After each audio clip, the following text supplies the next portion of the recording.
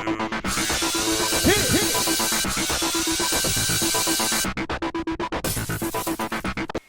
guys, welcome to another recap of Celebrity Apprentice. It's like show number 2. So last week, from last week, Victoria and Patricia returned from the boardroom. And Mob Monkey's pissed. She's pissed that they threw her under the bus. How dare you? I had talked to my sons. So then Paul Tuttle gets to deliver his check to Make-A-Wish, which was really cool. And yeah, a lot of people think he's just like an a-hole, but he does a lot for the community, especially around here, and he does do a lot of charity work. In fact, he's having a charity event like coming up in March up here. So this week the task is at medieval times, and James Lipton is taking the place of Ivanka this week. Ooh, deliciously creepy. I didn't think they allowed him to leave the actor's studio. He goes into this whole big spiel about how he's a knight and he's qualified and he has this little beret on his lapel. All right, so you have to create a show, 12 to 15 minutes, and the audience is going to vote on it. So the PMs this week, Penn Jillette and Lisa Lampanelli. Hello, if Penn Jillette loses this task, he should never be allowed to perform in Vegas ever again. All right, so Trump has a little request for Diana. I'm sure he's got many, but one for the show was, you need to be Lady Godiva. And she's like, oh yes, Mr. Trump. She'll do whatever he wants. All right, so Adam's off the hook this week. He's hosting a wedding at his house. Weird. Ladies team. Lisa immediately comes up with the trashiest show she could think of. Let's do the Unreal Housewives of Camelot. And everyone will be fighting over Trump, and that will be me. So they get the lowdown from the show dude. Both teams do. Now you're going to want to have some fighting, some sword play, some horses, some jousting. Diana was all like, I'm concerned, there's kids here. That wasn't her accent, but I couldn't get out of English dude accent. Yeah, there's going to be kids there. You got to appeal to the kids, but nobody would listen to her. Friggin' Aubrey and Lisa didn't want to hear any of it. I think they're really intimidated by her because, you know, they're not that attractive. Holy crap, when did Aubrey eat a baby? She used to be so thin when she was on Making the Band, and now she's just like Aubrey. Large. Aubrey the Large. Victoria was immediately put on lights and sound. I was thinking it was because she's too scary for the show, but Lisa told her it was because it was a very important job. Lisa behaved like a pig during this task. A real pig. She's not a good leader. You don't go yelling in people's faces like that. When you're a leader, you don't have to yell to command authority. All right. And just in case you were wondering, Teresa's boobs are real. Implants. All right. What was up with Gotti the whole time? She wouldn't put her friggin' purse down. What'd she have in there? Her stash? And she thought medieval was spelled MID-EVIL. Did you not see the signs when you got there? Are your eyes pulled that tight from all of the facelifts that you had that you couldn't see out of the slits that were left? Really? All right, the men's team. Everything's going really well with the men. I'm surprised. Usually when the men are all stuck on a team alone, they implode. But this team is really working well together. D is going to be the damsel in distress because he's the king of cross-dressing, or should I say the queen. They're going to have a little joust, a little battle. It's going to be Lou Ferrigno against Paul Tuttle Sr. But Lou wanted to practice all night. And George was having some trouble with his lines.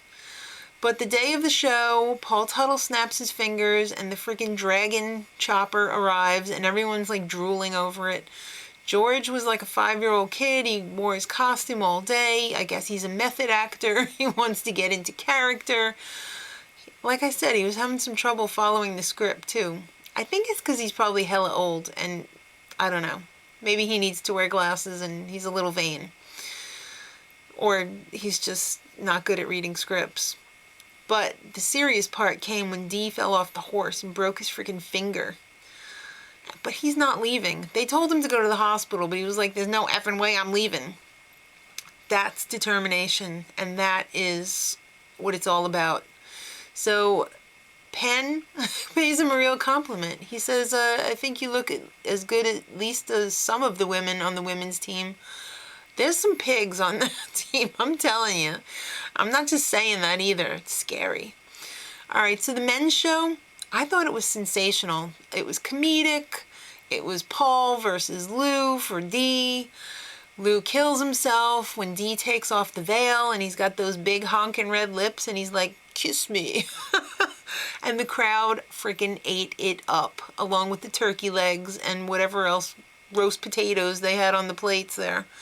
The ladies' show, Victoria was a quitter from the word go. She wanted to join the men's team on day one because she wanted to be on the show. She didn't want to be in a closet.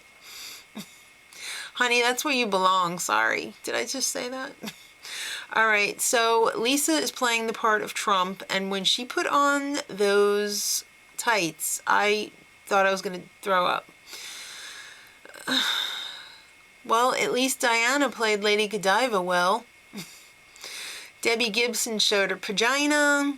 Tia Carrera's boobs popped out. Teresa did flip a table, which the crowd friggin' ate up. And Aubrey was Snooki on a horse, which was actually pretty good. All right, it's time for the boardroom. I'm sensing a little tension between Lisa and Victoria. Ya think? All right, so Lipton starts off the boardroom by kissing a little ass. Trump's little ass. This show is real. I don't envy you. He's so weird. I love it. All right, Dee's finger is severely fractured. He's going to have to go to the hospital. He had it in a fancy little, holder. It didn't look like it was bleeding, or messed up, like the bone was poking through, but it's a pretty bad fracture. It looks like spiral fracture when they showed the end part. Everybody on the men's team freaking loved Penn as the leader. And they should have, because I thought he did an excellent job both planning the show and emceeing the show. If they lose, though, he had to say who he was going to bring back. So, I mean, who do you say that you're going to bring back? When there's such a love fest going on that team, you have to pick somebody, and somebody's going to be pissed. Well, he picked Lou. He picked Lou and George, and he said he gave a pretty decent reason that they weren't going to be as versatile going forward as the other members on the team in tasks that didn't require muscles and acting. I think that's a valid point, but Lou got his posing panties in a bunch, and he wouldn't let it go. He was like not getting the whole concept of I've got to pick somebody, and I'm not throwing you under the bus. I'm saying that you did a great job, but I got to pick somebody, and he wouldn't let it go.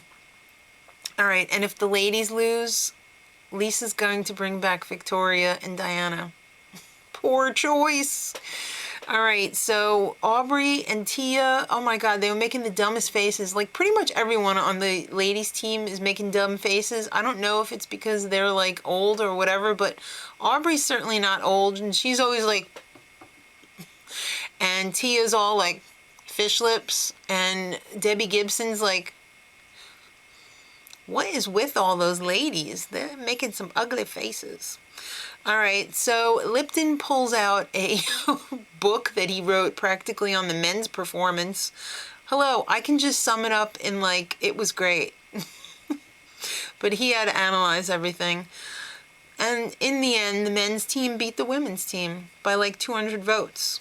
So Lisa sucked, bottom line. She didn't listen to Diana, but that didn't lose it for them. Victoria blowing the cues, and she ended up whipping up some tears for Donald, and he was like, oh, I've never seen you like this. So emotional.